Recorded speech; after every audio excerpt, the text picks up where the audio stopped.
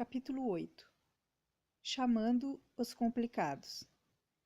Depois de 20 minutos de dança, no sopé do edifício São Pablo, o vendedor de sonhos pediu novamente silêncio para a multidão remanescente.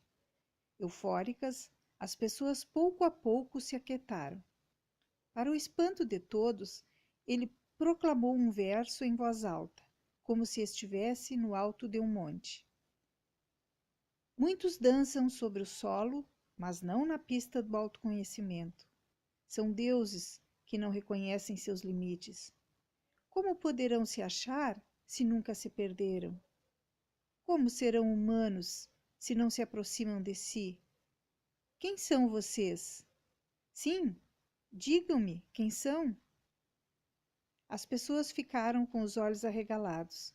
Eles haviam acabado de dançar numa pista improvisada, mas agora o promotor da festa introduzia uma outra pista e as questionava se eram humanas ou divinas. Vários homens bem trajados, em especial aqueles que não haviam dançado e estavam na posição de críticos, ficaram atordoados. Diariamente estavam vidrados na cotação do dólar, nas cotações da Bolsa de Valores, em técnicas de lideranças empresariais, em carros, hotéis, mas muitos jamais haviam dançado na pista do autoconhecimento. Jamais haviam sido caminhantes no território psíquico. Viviam vazios, entediados, ansiosos, inundados de tranquilizantes. Não se humanizavam. Eram deuses que morriam pouco a pouco, a cada momento.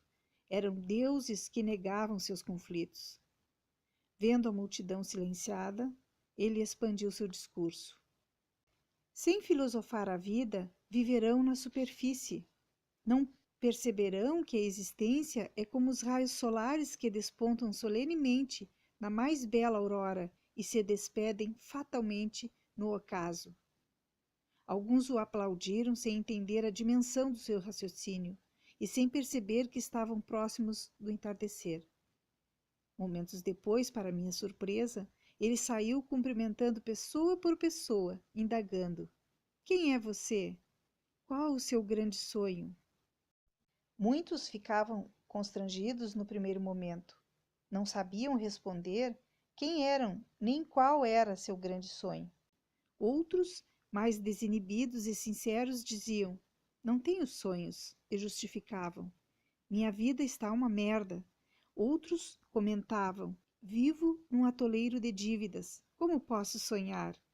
E ainda outros comentavam: meu trabalho é uma fonte de estresse. Tenho dores em todo o corpo. Esqueci de mim mesmo, só sei trabalhar. Fiquei impressionado com as respostas. Percebi que a plateia que estava assistindo ao meu suicídio não estava distante da minha miséria. A plateia e os atores viviam o mesmo drama. O mestre não tinha soluções mágicas para elas. Queria instigá-las a se interiorizar e se repensar. Observando o deserto psíquico em que se encontravam, bradou: sem sonhos, os monstros que nos assediam, estejam eles alojados em nossa mente ou no terreno social, nos controlarão. O objetivo fundamental dos sonhos não é o sucesso, mas nos livrar dos fantasmas do conformismo.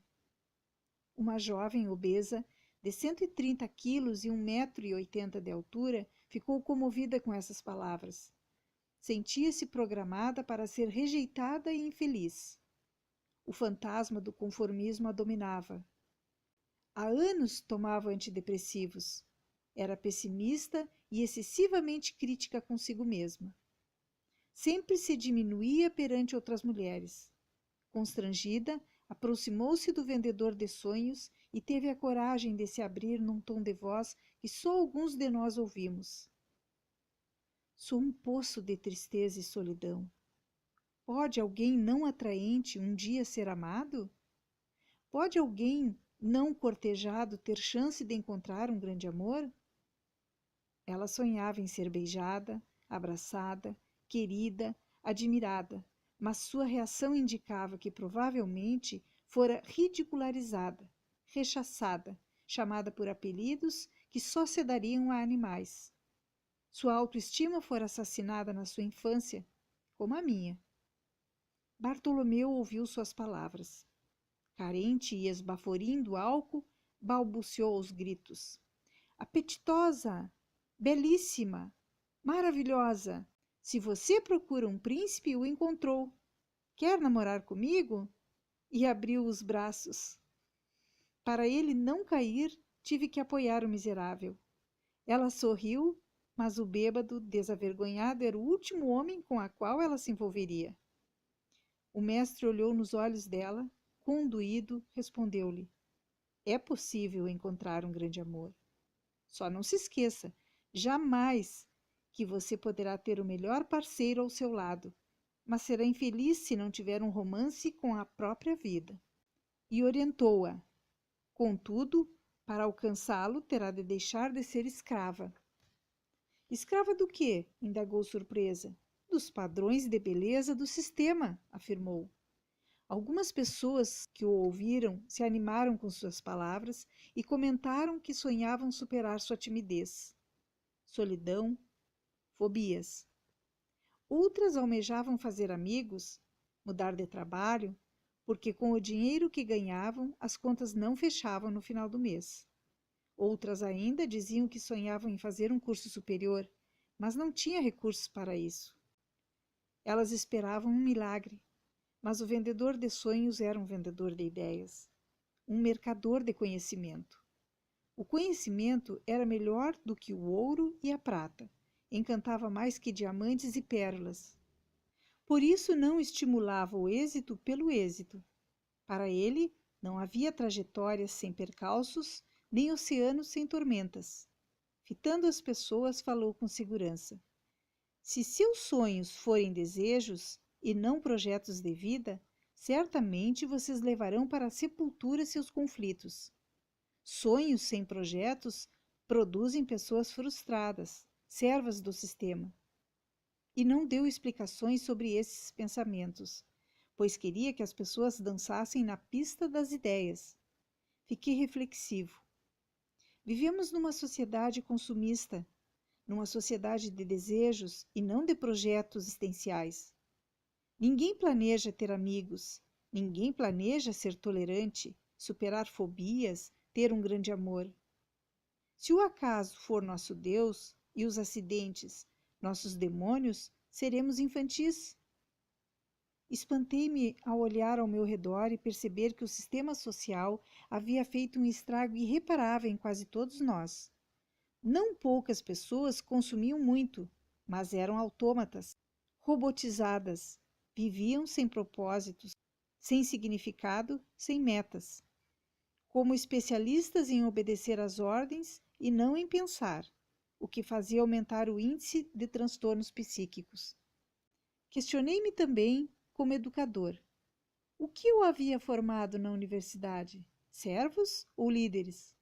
Autômatos ou pensadores? Mas antes de responder a essas perguntas, me inquietei com minha própria situação. Perguntei-me, ser crítico libertou-me da servidão? Concluí que não. Eu era servo do meu pessimismo e da minha pseudo-independência. Estava levando para o túmulo meus conflitos. Interrompendo meus pensamentos, o mestre comentou para sua plateia extasiada. Conquistas sem riscos são sonhos sem méritos. Ninguém é digno dos sonhos se não usar suas derrotas para cultivá-los. Por estudar a história das riquezas das nações, entendi o significado sociológico deste último pensamento. Entendi que muitos dos que recebiam herança ou eram presenteados gratuitamente com fortunas haviam tido conquistas sem méritos, não valorizavam as batalhas dos seus pais, dissipavam seus bens como se fossem eternos. A herança se tornava um laço para uma vida dissoluta e superficial. Eles eram imediatistas, queriam sorver o máximo prazer do presente, sem prever futuras tempestades. Enquanto eu criticava as pessoas como vítimas do sistema e não como autoras da sua história, num ímpeto voltei-me para mim e percebi que não era diferente delas. Não entendia por que pensamentos tão simples eram tão penetrantes. Estudei complexas ideias do socialismo, mas elas não penetravam nas áreas ocultas da minha psique. Sonhei em ser uma pessoa feliz, mas tornei-me um miserável. Sonhei em viver uma vida melhor que a que meu pai viveu, mas reproduzi o que mais detestava nele. Sonhei em ser mais sociável que minha mãe, mas cultivava a sua sisudez e amargura. Não usei minhas perdas para cultivar meus sonhos, não fui digno deles. Detestava riscos, queria controlar tudo ao meu redor, pois não poderia comprometer minha brilhante reputação acadêmica.